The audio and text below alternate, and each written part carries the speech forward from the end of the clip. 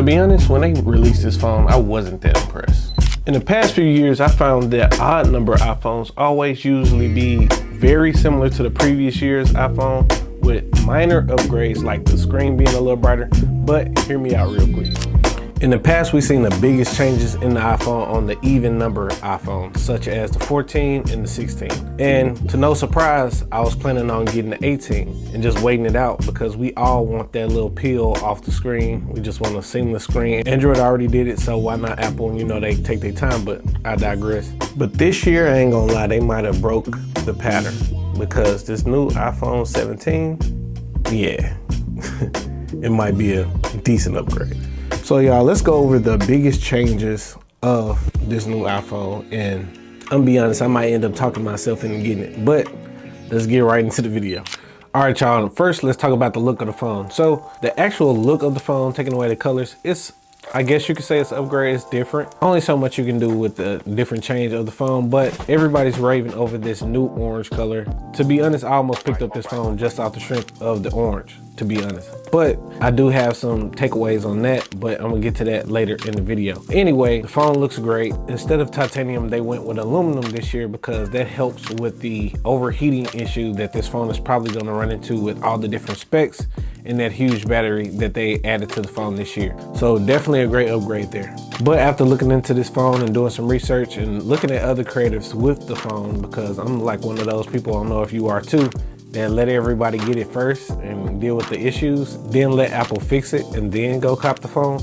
So that's me. If that's you, let me know down in the comments. But I have seen a lot of different things in regards to the durability of the actual phone itself.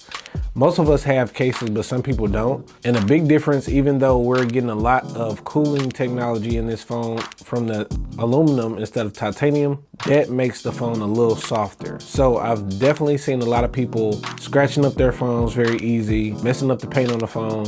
And aluminum is just softer than titanium. And with this phone, you're gonna definitely need a case, but it kind of takes away from the look of the entire phone being orange and the aesthetic of the phone.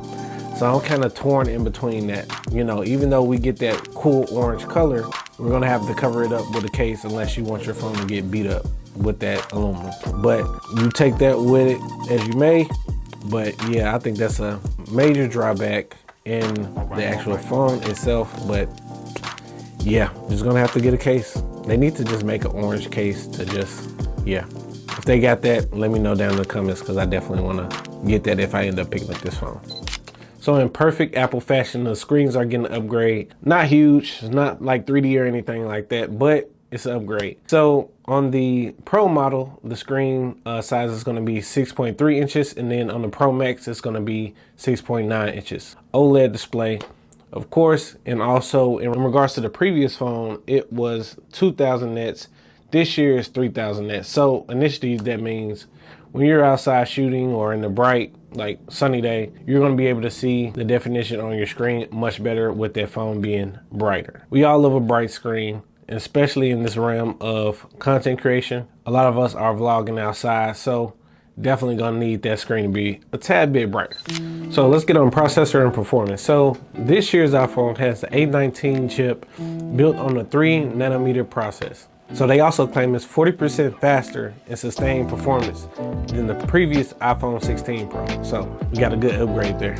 All right, every year we suspect that they are gonna make some great upgrades on the specs of the internals of the phone. But one thing that kind of stood out to me was the battery. So this year, I think they're producing the biggest battery they ever put in the iPhone, and all these specs and connected with that huge battery. You gotta get a little innovative in regards to cooling that phone down. So as mentioned earlier in the video, they are going with a aluminum body for the phone this year instead of titanium, and that helps cool the phone down, but they also took it a step further with the vapor cool in the phone. So me personally, I don't know if y'all remember a couple years back, we had some iPhones like overheating and things, and this is new for Apple. So I'm very curious to see how this phone does with that vapor cooling. Is it gonna, I know it's a very small amount of water vapor or whatever in the phone, but I wonder if it's gonna fry anything with that being in there. Obviously other brands have done it already, so they might have, copied the code over there, but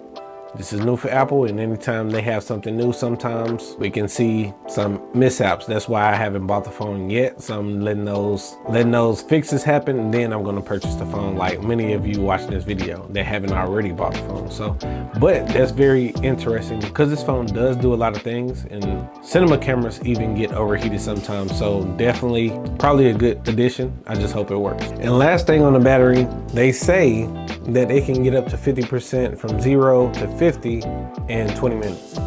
Me personally, I never really counted how long it took to charge my phone. I just plugged it up overnight and I'm rocking and rolling. And then if it gets a little low, like 50%, 70%, I just throw it back in the charger.